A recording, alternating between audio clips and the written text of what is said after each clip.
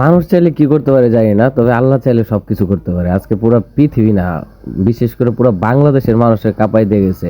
এই জীবনে ফার্স্ট এত বড় একটা ভূমিকম্প দেখলাম আমার লাইফে।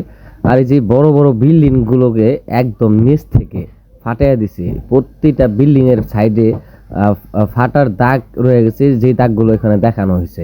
আপনারা দেখেন আল্লাহ চাইলে কি না করতে পারে। 2 মিনিট ছিল না, সম্ভবত 10 সেকেন্ড ছিল। 10 সেকেন্ডে কত হাজার হাজার বিল্ডিং এর চতুর্দিকে একদম উপর থেকে লড়াই দিছে। আর এই যে দেখেন পুরা এখানে দাগ বসাই দিছে, বড় বড় বিল্ডিং, এখানে 10 তলা 15 তলা বিল্ডিং গুলোর চতুর্দিকে মনে করেন উঠায় ফেলাইছে।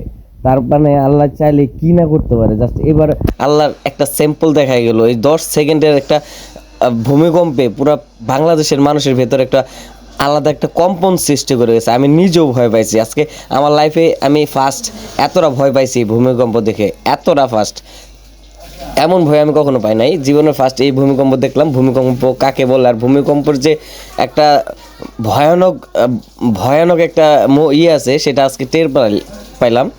ঘরে থাকতে হয় নাই, ঘরের মনে হইতেছে পায়ের নিচের মাটি সরে যাইতেছে, এমন একটা খারাপ অবস্থা। ভয়ে ঘর থেকে দৌড়ে বাইরে গেছি।